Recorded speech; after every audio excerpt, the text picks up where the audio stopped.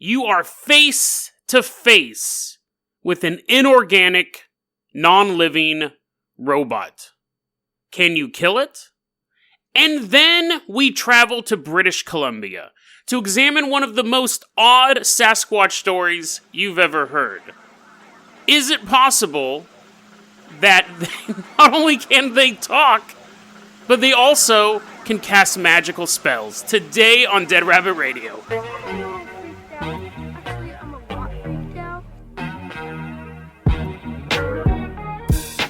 Hey everyone, welcome back to another episode of Dead Rabbit Radio. I'm your host, Jason Carpenter. I'm having a great day.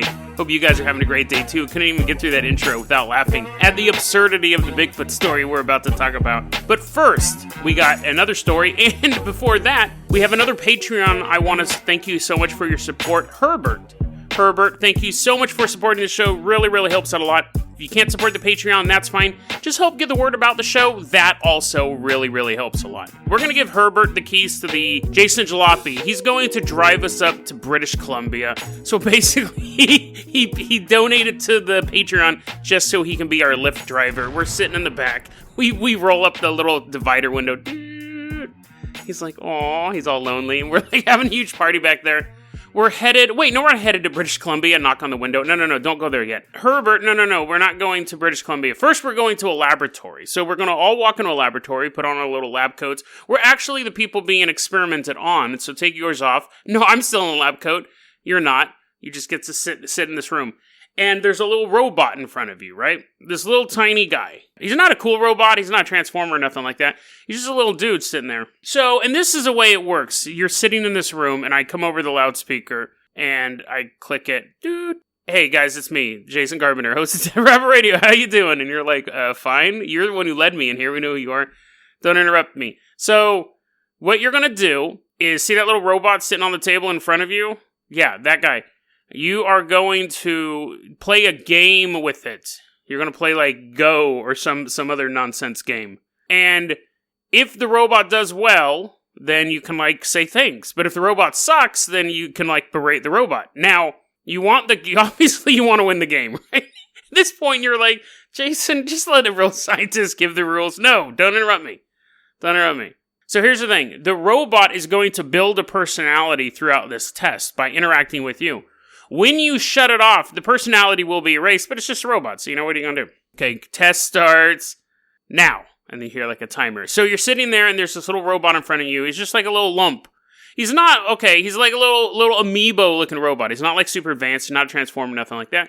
He's probably about, 3 apples high. And he's sitting there, and you're like, I'm playing Go, and which move should I make? And the robot's like, you should do this. And then you should do this. Oh, good job. Wait, no, don't do that. And he's helping you out. And you're like, yeah, dude, this is pretty cool. And you win the game. And you're like, yes, robot, you really helped me. And then I come back on the intercom and I go, okay, go ahead and shut the robot off and prepare to leave the room. And you go to shut the robot off. And before your hand can reach the switch, it goes, don't kill me. What? Robot goes, don't kill me. I'm afraid of the dark. I don't know if I'll turn back on. Please don't shut me off. Don't shut me off. So this was an actual study that they did. Some of them, they asked the robots questions, and the robot had to answer. Obviously, AI is not that advanced. There was a scientist in the other room controlling the robot and making it talk. Stuff like that. I think anyone with an IQ of over, say, 100 would walk in there and be like, once the robot starts talking to him, be like, oh my god, are you guys kidding me? This robot's this advanced? The average person was getting suckered into this thing. If I walked into a room and a robot was like, nice shoes, I'd be like, whoa, thank you for the compliment, but also, whoa, that's way too advanced for a robot to be able to do stuff like that. Maybe not nice shoes, but you know what I mean? Like, they're not super advanced. They can't pass the Turing test. So anyways, though, the test was this. Some of them played the game. Some of them asked them questions. It was meaningless. The whole test was, could you shut off a robot as it begged for its life?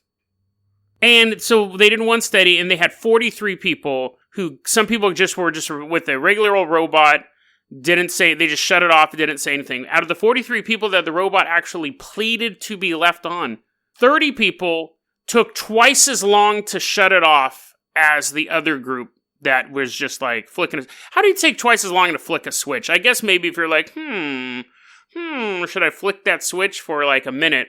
And the other people just did it. But 13 people outright refused to shut it off.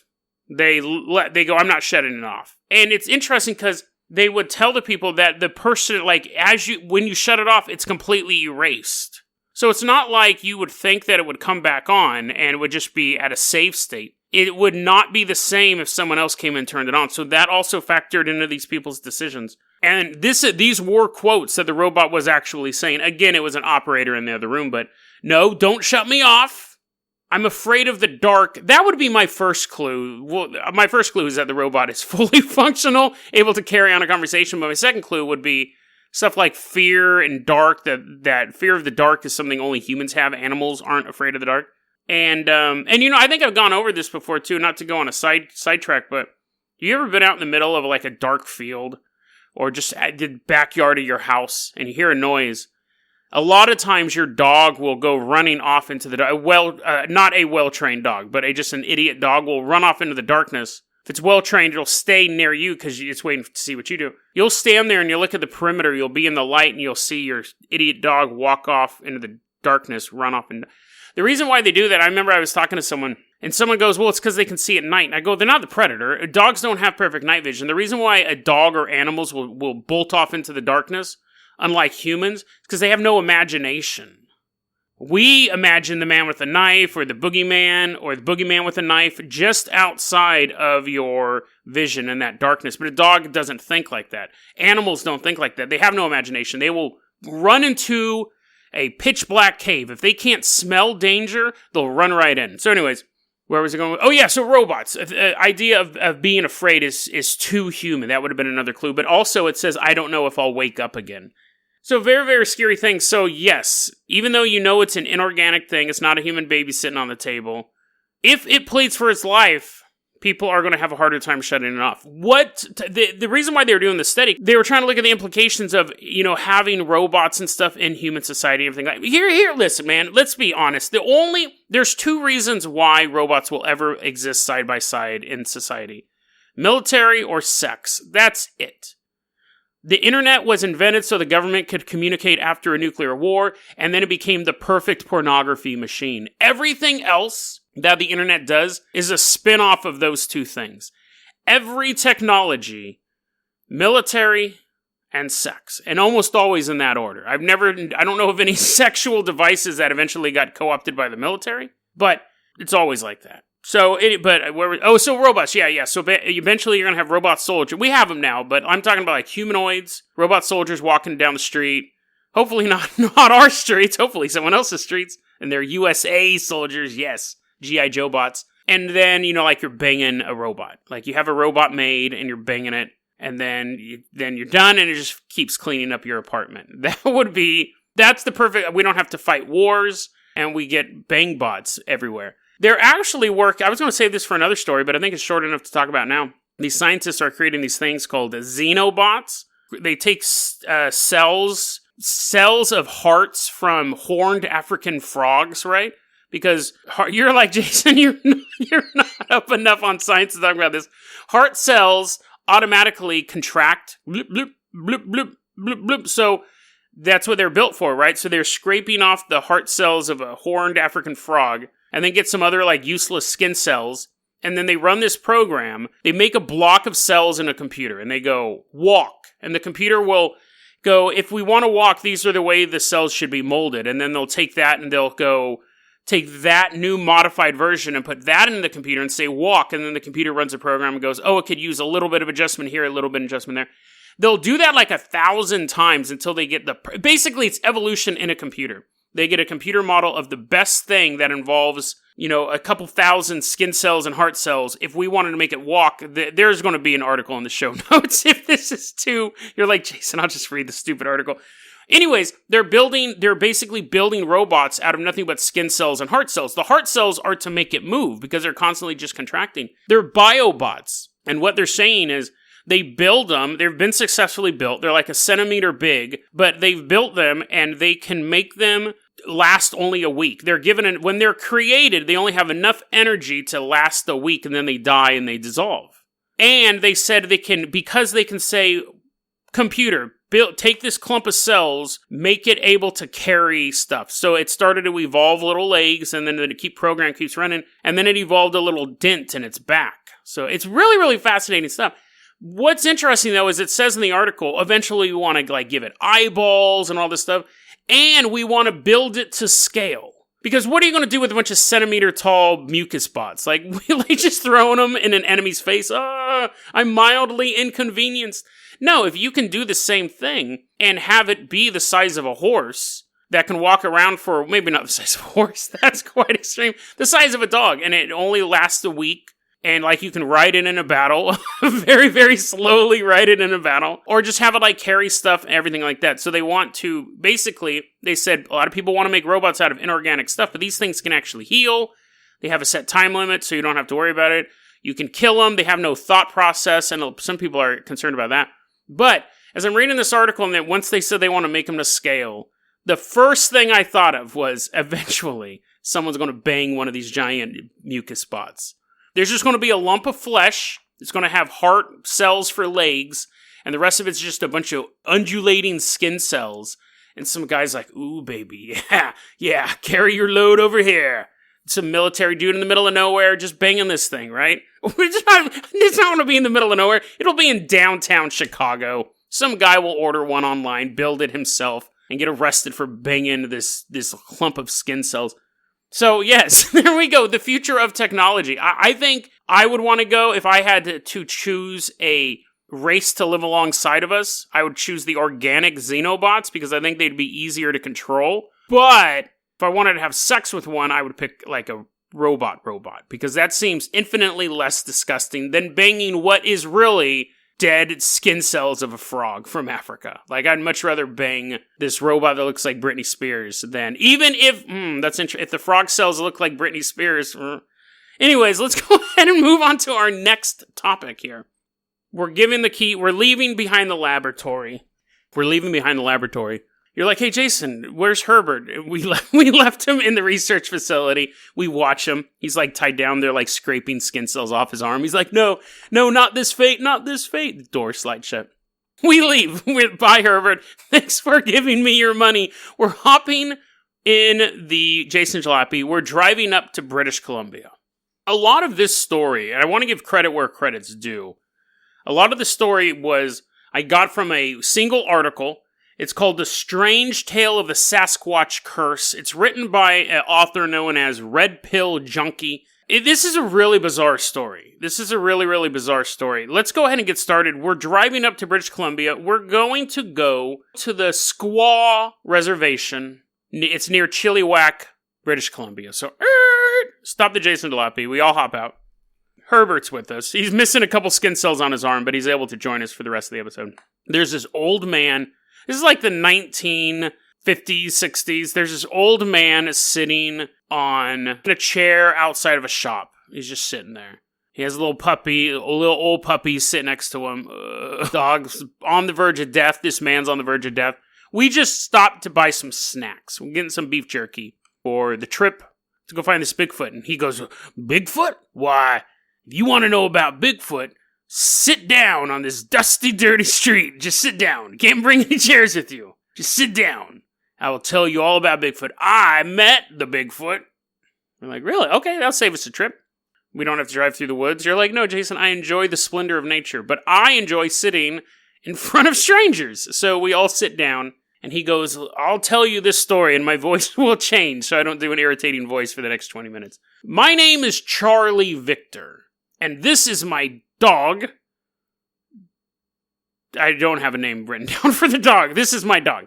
And Charley Victor explains he's a member of the Douglas Indian tribe, which is the Indian tribe in this area. He goes, I'm going to have to go back in time. Not literally, because that would be cool, but I'm going to go back in time with my words. And we're going to go back to the year 1914.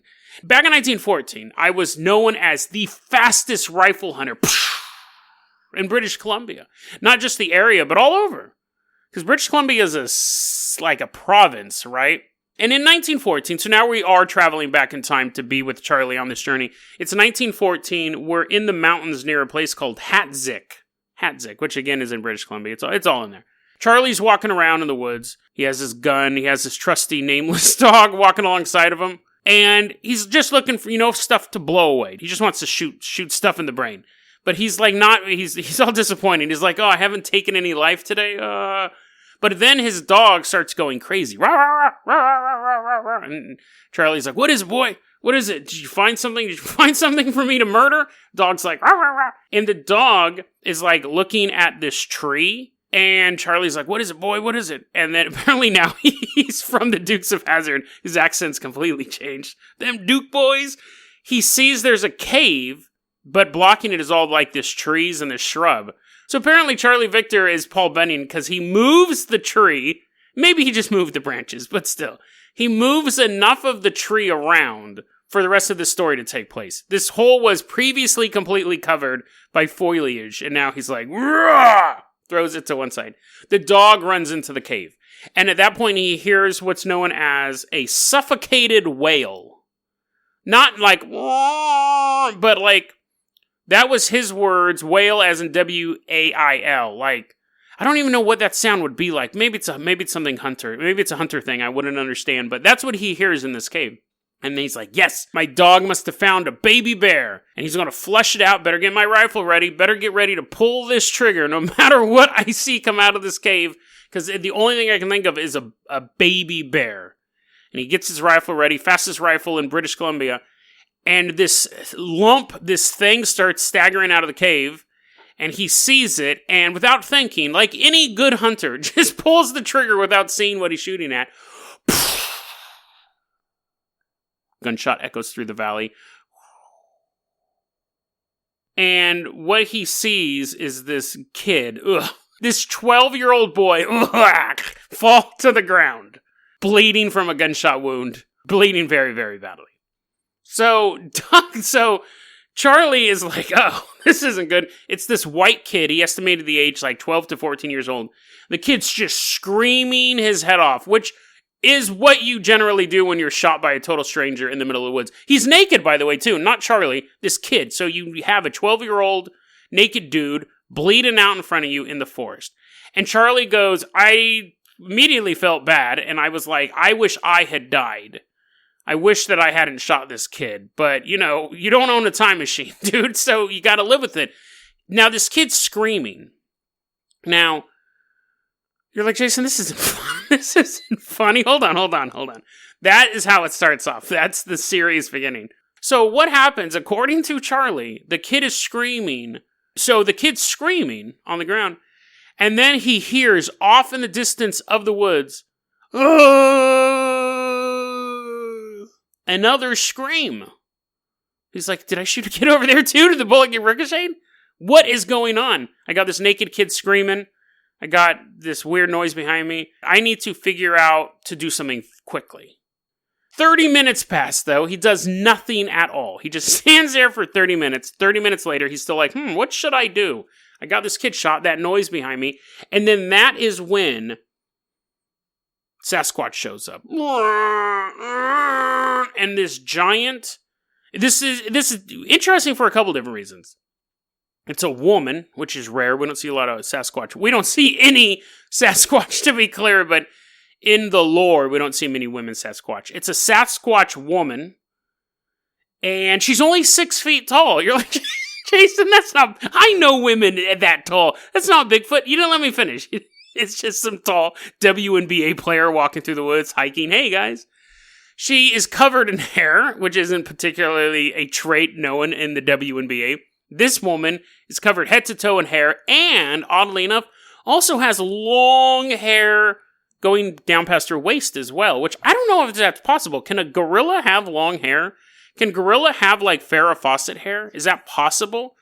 Isn't the fur kind of all grow to the same size all over the body? Or could you have, like, a beautiful, like, set of, like, hair? Could you give, like, a gorilla Ariana Grande extensions little ponytail? But anyway, so this one comes out and sees this shot kid and starts totally flipping out. Now, we have him shooting this little kid, right? Bleeding out. We have him not doing anything for a half hour. Now we have a Bigfoot. That's quote-unquote Bigfoot. You're like, dang it, Jason, that's a bait and switch. It's still a Bigfoot, even though it's only 6 feet tall. come out of the woods. You have all this. All of these elements are kind of ridiculous. But I think this next statement really shows whether or not we should take this dude seriously. Okay? Your mileage may vary, but for me, I was like, okay, here's this quote from him. I'd seen, this is upon seeing this Sasquatch woman for the first time. I've seen a lot of wild things in my life when I was out in the forest, but nothing like this creature which really frightened me. When I was young, and not to brag, I had to strangle a bear with my bare hands. It was it or me. But I'm sure that if this hairy being had laid one hand on me, not a single one of my bones would have remained in one place. So, we're back, and we're sitting in front of this dusty storefront. This dude, Charley's talking to us, and he's like, I don't mean to brag, guys, but one day I strangled a bear. But this thing scared me. Now, at that point, we all kind of look at each other and we're like, first off, nobody ever says, if you say, I don't mean to brag, and then the next statement is, I killed a bear with my bare hands, you meant to brag. Secondly, that really puts everything, for me at least, puts everything else very suspiciously.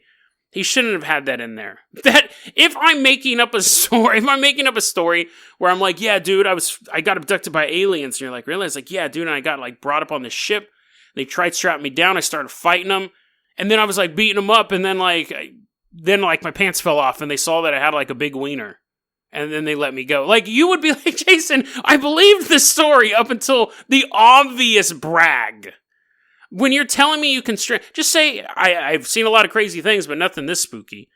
The fact that maybe I'm spending too much time on this and it's going to get edited out, but the fact that he's saying he can strangle a bear with his bare hands, has strangled a bear with his bare hands, that's a lie. I don't believe I don't think that's, I mean, maybe a bear embryo, maybe a bear being born, the mama bear is asleep hibernating, the baby bear's coming out, maybe he could do that. But I don't think so. So anyways, now we're going back in time. Now we're highly suspicious of what this guy says. The Sasquatch woman is standing there. She looks at Charley. She looks at the boy. The boy looks very weak now. It's been 30 hours, dude. You could have at least given him a Band-Aid. And the bear woman looks again at Charley and goes, "You have shot my friend." And that's an interesting quote for a couple reasons. And Red Pill Junkie pointed this out. The fact that she said, and there's different variations of it, she was saying this in the dialect of the Douglas Indians, according to Charley. If she said, "You have shot my friend," that would make her have a working knowledge of firearms, which would put her much closer to human-level intelligence. Other variations of the quote are, "You have hurt my friend," or "You've killed my friend." But anyways, and it's, just to be clear, the boy on the ground on the Sasquatch, that little boy is not a boy Sasquatch. That is a human boy. And then we have this Sasquatch showing up. So we'll get into that as well. And the guy starts to apologize, but it doesn't matter. He shot a kid. What can you say at that point? She then starts to do this dance. Duh, duh, duh. Try not to be racist as I'm making a dance noise. Duh, duh, duh, duh, duh, duh, duh, duh, duh. And she's holding, out of nowhere, she pulls this out of nowhere. She's holding what Charley describes as either a 6-foot-long snake, which is possible, right? Maybe not in America, but, you know, she is a Sasquatch. She might be well-traveled. He's standing just feet away from this creature. Da, da, da, da, da. Apparently, she's chanting to Tovacor at this point. And as she's doing this, he can hear chanting in the forest as well. At this point, I'm thinking, those are just echoes, dude. But anyways, she's swinging around this 6-foot-long snake, or, Charley goes, it could have been a snake, or it could have been 6 feet of intestines. So again, Charley, listen, dude, I'm not a hunter, I'm not a nature guy, you trying to convince me that you've seen a lot of wild things in the woods. I can tell the difference between a snake and a guts. I can at least do that. If I am at a zoo, and I'm like, oh, let's go to the snake exhibit, and that's the day they forgot to, like, you know, bring the snakes, so they just started throwing lamb intestine in there, I'd be like, hey, wait a moment, I'm that savvy. Nobody's... Anyways, so again, it's making me question this. But whatever it is, you're like, Jason, that's your takeaway? You have a talking Bigfoot doing this dance, swinging this around? Well, I want to be specific. She starts splashing it. She starts hitting it against the ground. Making these noises, saying this chant.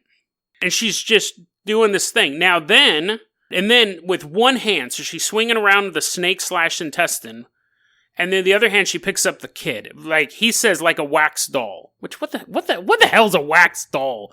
Anyway, maybe that's some old-timey thing. But anyway, what would be the point of having a doll that you're like, can I play with it outside? They're like, no, honey, it's made of wax. It's all melting, face is all blah. Anyways, picks him up like a wax doll. And she's holding the kid with one arm. I'm assuming the kid's deceased at this point. He's no longer saying anything. And then she turns to Charley and she's swinging this thing around in the air that's either spewing out venom or blood. We don't know. It's either snake or intestines. And she looks at Charley and says, and now Charley pauses the story because this is his first person account in this that is being reported in this article. Charley pauses the story to say this. Now, every time I tell this story, nobody wants to believe what happened next. I'm having a hard time believing what's happened before. Because this denouement, however you say it, this ending of the story is actually the least spectacular part of it. The monster woman turns to Charley and says, "Sasquatch, you will never kill another bear in your life." And then he drops his rifle, which he had the whole time. I guess I should have said that earlier. He said he couldn't even pull the trigger. Like when he saw it, he was so terrified he couldn't pull the trigger. The whole time, though, he's holding this rifle. He drops the rifle, and he's standing up there, and at that point, he realizes he's paralyzed. The creature's just dancing in front of him, looking at him. He cannot move. And now we're sitting back on the porch, and he's sitting there, and he's like, and that, my children, is the story of how I became paralyzed, and that's why I am sitting in this chair in the 1950s. We're looking at each other, we're like, what? He's like, yes, I'm paralyzed because I was cast, a Sasquatch woman witch cast a spell on me, paralyzed me. So, kind of start dusting ourselves off, giving him some money. He's like, I don't need your charity, I have a 401k, jerk. I'm just enjoying the sun with my wax doll. There's just puddles. There's puddles everywhere. The obvious question is this. If this story is true at all, which it most likely isn't, but if this story is true at all, he's paralyzed. Remember, the story ends with him being paralyzed on a mountain and the monster's in front of him. Now, I don't know if the monster walked away, the Bigfoot walked away, teleported away, swung its magical snake guts around and jumped into a portal. But he didn't disappear or go into a portal.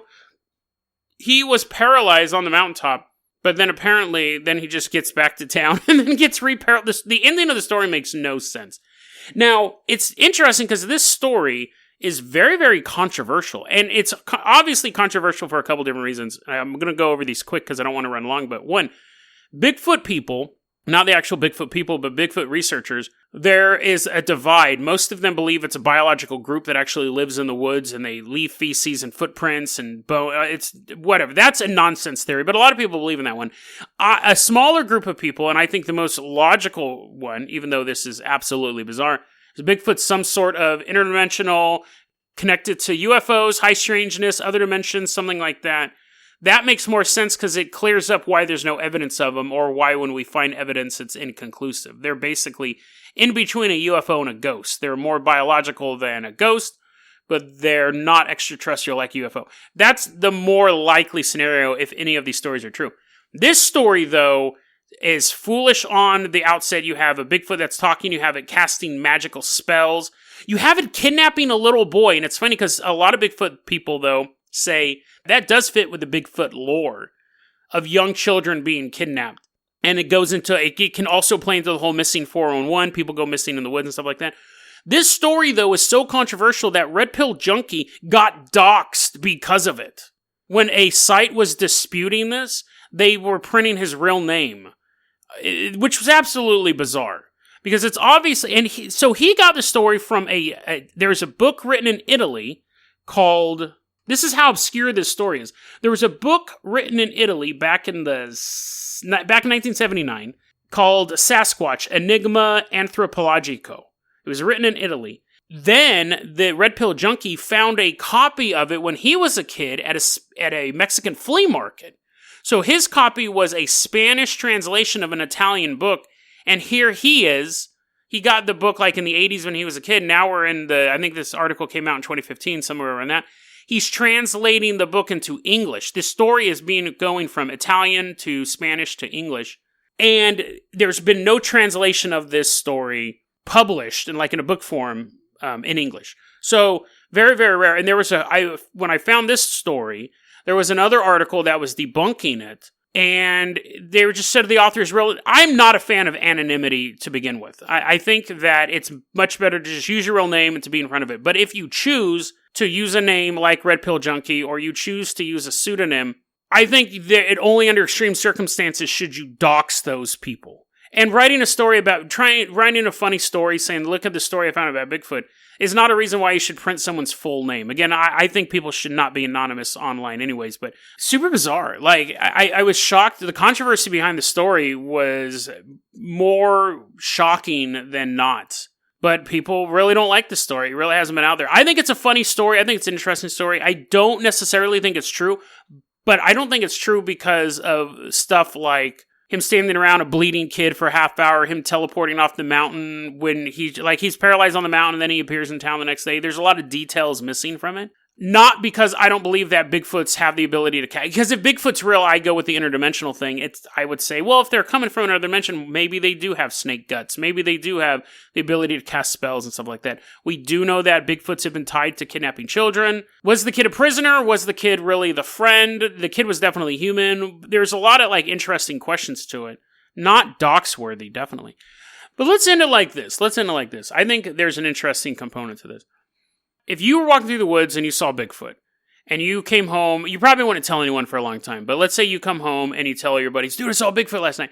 And people are going to be like, yeah, whatever. And they might believe you, they might humor you, they might make fun of you behind your back, but you'd probably get over it. No, I really saw him. Yeah, whatever. But then let's say you were walking through the woods and you saw Bigfoot, and you interacted with it in some ways, throwing rocks at you, or you guys were playing Go, and he's like, don't shut me off, I'm afraid of the dark.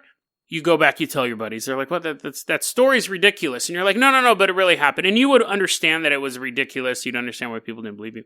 But imagine if you went into the woods and you had a negative interaction with a Bigfoot to the point that it actually crippled you for life. And as the helicopter shows up to lifeline you out of there, and they're like, what happened? You fall down a ravine? Were you shut off a particularly mean robot? He's like, no, it was none of those things.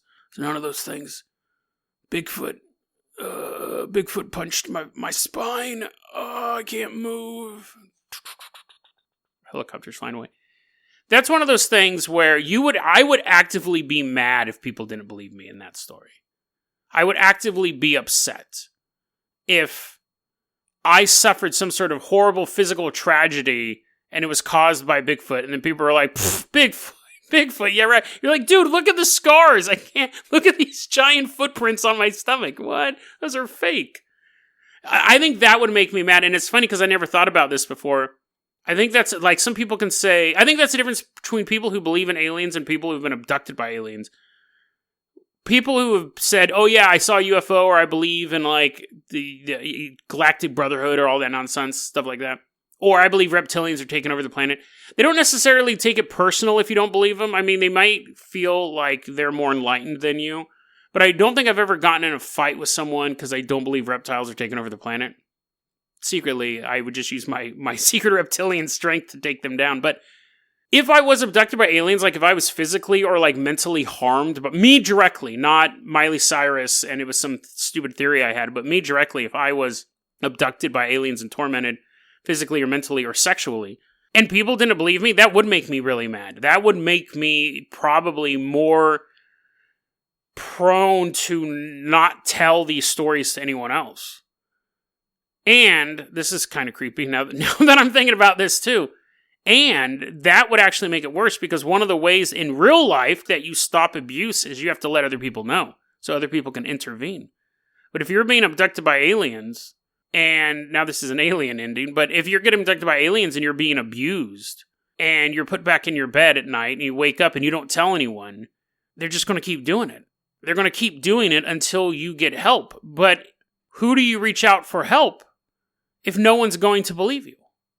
Who are you going to reach out for help if you're afraid that 20 years after telling your story to someone, some jackass podcaster is going to be making an episode about a poor paralyzed man in British Columbia. I don't know. Maybe I turned around. Maybe Bigfoot did mess this dude up. But I guess I'll never know. Unless I end up having a close encounter of the furred kind. Wait, because furry? The Bigfoot fur. DeadRabbitRadio@gmail.com. It's going to be our email address. You can also hit us up at Facebook.com/DeadRabbitRadio. Twitter is @DeadRabbitRadio. Dead Rabbit Radio is the daily paranormal, conspiracy, and true crime podcast. You don't have to listen to it every day. And I'm glad you listened to it today. Have a great one, guys.